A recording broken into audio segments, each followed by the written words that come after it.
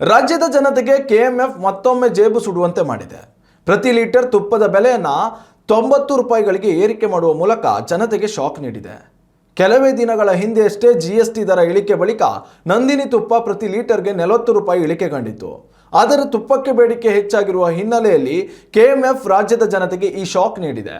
40 ರೂಪಾಯಿ ಬೆಲೆ ಇಳಿಕೆ ಬಳಿಕ ಲೀಟರ್ಗೆ 610 ರೂಪಾಯಿ ದರದಲ್ಲಿ ನಂದಿನಿ ತುಪ್ಪ ಮಾರುಕಟ್ಟೆಗಳಲ್ಲಿ ಲಭ್ಯವಿತ್ತು. ಆದರೆ ಬೆಲೆ ಏರಿಕೆ ಬಳಿಕ ಇದೀಗ ನಂದಿನಿ ಪ್ರತಿ ಲೀಟರ್ ತುಪ್ಪದ ಬೆಲೆ ಬರೋಬ್ಬರಿ 700 ರೂಪಾಯಿ ತಲುಪಿದೆ. ನಿನ್ನೆಯಿಂದಲೇ ಪರಿಷ್ಕೃತ ತುಪ್ಪದ ಬೆಲೆ ಜಾರಿಗೆ ಬಂದಿದೆ. ಇನ್ನು ನಂದಿನಿ ತುಪ್ಪದ ಬೆಲೆ ಯಾವುದಕ್ಕೆ ಎಷ್ಟೆಷ್ಟು ಅನ್ನೋದನ್ನು ನೋಡೋದಾದ್ರೆ 50 ml ತುಪ್ಪದ ಬಾಟಲಿ 47 ರೂಪಾಯಿಗೆ ಮಾರಾಟವಾಗಲಿದೆ. ಅಂತೆಯೇ 100 mlಗೆ 75 ರೂಪಾಯಿ, 200 mlಗೆ 155ರಿಂದ 165 ರೂಪಾಯಿ, ಅರ್ಧ ಲೀಟರ್ಗೆ 350ರಿಂದ 360 ರೂಪಾಯಿ ಹಾಗೂ 1 ಲೀಟರ್ ನಂದಿನಿ ತುಪ್ಪ 700ರಿಂದ 720 ರೂಪಾಯಿ ದರದಲ್ಲಿ ಮಾರಾಟವಾಗಲಿದೆ. ಇನ್ನು ಕೆಎಂಎಫ್ ಹಾಲಿನ ದರ ಏರಿಕೆಗೂ ಪ್ರಸ್ತಾವನೆ ಸಲ್ಲಿಸಿದೆ ಎನ್ನಲಾಗಿದೆ. ಸರ್ಕಾರ ಈ ಪ್ರಸ್ತಾವನೆಯನ್ನು ಒಪ್ಪಿದರೆ ನಂದಿನಿ ಹಾಲಿನ ದರ ಕೂಡ ಏರಿಕೆ ಕಾಣಲಿದೆ.